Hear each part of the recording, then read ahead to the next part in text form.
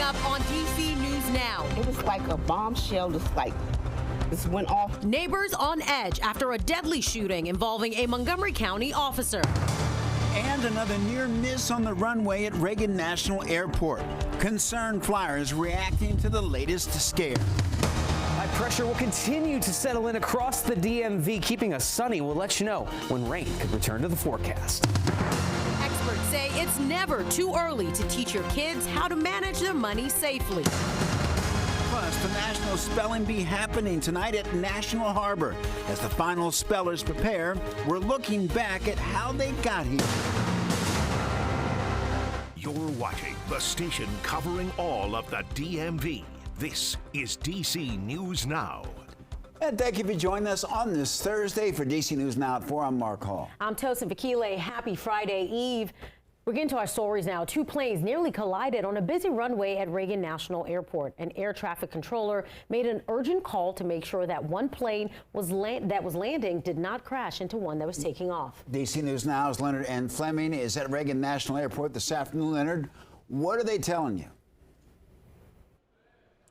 Well, we know the travelers I spoke to, they are concerned about safety, and rightly so. We also know that there's an FAA investigation underway on this near catastrophe, and that's something that people, they want to get answers to. Now, we talked about the FAA. Let's go here to the FAA says that an American Airlines flight was headed to Boston. The flight had its takeoff aborted by an air traffic controller. They say that another aircraft had already been cleared to land on an intersecting runway. This is the second incident involving a near collision at Reagan, the last one happening in mid-April when two planes headed toward each other as they were taking off. Travelers like Harold Brown says he has concerns about the incident. The number one concern is safety, obviously. Getting on a plane, that's the last thing I'm thinking about. I purchase a ticket, get on a flight, I go to my destination and expect to return home to my family. If I'm honest, as I get on the plane in about an hour, that's one of the things that will probably be in the back of my mind. This has raised serious concern about traffic congestion at the airport, which some say has led to this mishap. Guys? You talk about concerns with these near misses. Did anyone that you spoke with today say that it's going to stop them from flying? Well, each traveler we talk to, they are very, very concerned about safety, but they feel like this will not deter them from actually flying. But in the end, they do say they want to see solutions from airport officials to figure this problem out. Reporting from Reagan National Airport, Leonard N. Fleming, DC News Now, back to you. All right, Leonard, thank you. All right, let's take a live look outside right now at Reagan National Airport on the Potomac River. It was a pretty day. I wonder if our camera is moving because there's wind outside or just an influx of planes taking off and landing. Well, let's go to meteorologist Damon Madsen with the first look at our forecast to find out. Damon, did the winds kind of show up out of the blue? Oh, the wind picked up a little bit here this afternoon. It's a little bit breezy on occasion, but nothing we can't handle as we go about the rest of this Thursday here. And overall, yes, many of us saw that sunny sky. It has been dry throughout the entire day. We have not been able to say that very much over the last several days. Now, we were concerned, though, about the possibility of a rogue shower or two as we went toward the evening. Well, we have that going on out there, folks. Unfortunately, we have a couple of showers nearby. Most of the activity is in and around Fairfax County as you go just past Tyson's Corner down toward Falls Church there, and then also up into Montgomery County here, just outside of Green Valley and north of Germantown along I-270. We have some rain moving through, though, at a very quick pace. These showers are dropping south and east pretty rapidly, so at worst, all we're going to see is about 10 to 15 minutes of rain, and then those showers will move on. So we'll keep our eye on that little bit of activity. The rest of the DMV to the west and over toward the Chesapeake Bay, though, staying on the dry side of things, and we should keep that trend going with any bit of shower activity, clouds clearing up very rapidly as we head towards sunset, and then we are looking at another clear overnight here heading into the day on Friday. So as we head on toward the weekend, are we going to continue to see clear skies? We'll have a full look at your forecast coming up here in just a bit. All right, Damon, thank you. New details in Montgomery County after a man was shot and killed by police this morning in Silver Spring. Yeah, police say they received a call Wednesday night from a family member saying a relative was in distress. Our DC News Now's Christian Pena has the latest. A man was killed after police officers attempted to negotiate with a man who they say was distressed and refused to give up his weapon. Neighbors in the area tell me they worry for their life and are genuinely concerned.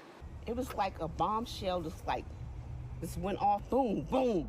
It was very, very loud. LaShawn reacted to the deadly shooting in her neighborhood Thursday morning. I'm just like heartbroken. I mean, is this in the next building to me? I didn't know it was in the next building or it was my building. But Montgomery County Police shot a man after receiving an alarming call Wednesday night from a family member in the Hampton Point apartment complex. Authorities say the armed man had a gun inside the apartment with his mother. The officers who made entry into the home this morning were equipped with body-worn cameras. That footage will be reviewed by our office and ultimately released to the public at a later time. The man was transported to a nearby hospital where he later died. I think the county needed to step up a little bit more, had more programs, had more people active. A sentiment LaShawn's neighbors share regarding mental health. A whole lot better can be done by just taking proper precautions. Like, we have certain things in place for these exact reasons. So when things happen like this on a regular day basis, it bothers my soul. Neighbors calling the shooting personal. It hurts. Like, it just hurts. This is an active investigation, so stay with us as we continue to monitor the situation and bring you the latest updates. For now, reporting out of Silver Spring, Maryland, I'm Christian Pena, DC News Now. Christian, thank you. Tonight, new polling from Roanoke College finding that President Joe Biden and former President Donald Trump are tied at 42% among likely voters in Virginia. This with 14% saying that they're planning on voting for a third-party candidate. Now, despite the numbers, Larry Sabato, the director of the University of Virginia Center for Politics, says that while the polls should be worrisome for the Biden campaign, it's just one poll, and until he sees similar polls over a prolonged period of time, he still thinks Biden is up in Virginia. What does it mean? Not a whole lot. It's May. Now, if the polls are still showing this in September, the Biden campaign is in deep trouble. Because if Trump carries Virginia, that's the end of the game. It's over. That already suggests that almost all, if not all, of the swing states are voting for Trump. Sabato adds it would be foolish for either the Biden or Trump campaign to spend a lot of time or money in Virginia. He says that those resources would be better spent in other more competitive states. A second man was arrested today in connection with the deadly shooting at a car meetup earlier this month. Prince George's County Police say they arrested 21-year-old Carmen Harrell at his home. That arrest coming after a May 19th incident where police found 26-year-old John Phipps with gunshot wounds after a car meetup. Phipps died shortly after. Harrell is being charged with first and second-degree murder along with other charges. Well, new this afternoon, D.C. announced that they've either towed or booted more than 800 vehicles since April because of a new program. The Public Works Department says the use of a new license plate recognition system was used to target specific cars with large outstanding fines. Officials say the cars involved had accumulated over $2 million in unpaid fines. In Arlington, hundreds of HBCU students attended the 14th annual United Negro College Fund's Student Leadership Conference. Now, those students came from Bowie, Howard, Morgan State, University of Maryland, Eastern Shore, and Virginia State University. Now, students got to hear from high-profile leaders, and the goal of this conference was to provide opportunities for those students. So I'm very excited to expound my career and really hone in on what I want to do and hone in on what I want my career to be, and really give Black people to give a space where they can talk. The UNCF continues through Saturday. In just 2 days, sections of Metro's Red Line in Montgomery County expected to close for summer construction, and those renovations impacting 5 stations. That's Glenmont, Wheaton, Forest Glen, Silver Spring, and Tacoma stations. Officials say that while the Tacoma station expected to reopen at the end of June, the other stations are likely going to stay closed until the end of August. Metro has several options for people who rely on the Red Line to get around. Free shuttle buses are replacing trains at impacted stations, and shuttles are expected to run every 4 to 8 minutes. Metro is also providing 2 limited stop service lines for passenger transportation between select stations. However, riders are encouraged to plan for extra time.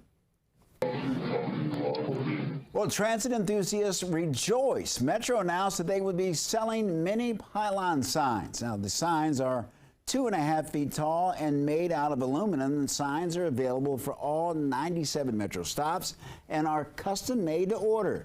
You can get your own very own sign for $75.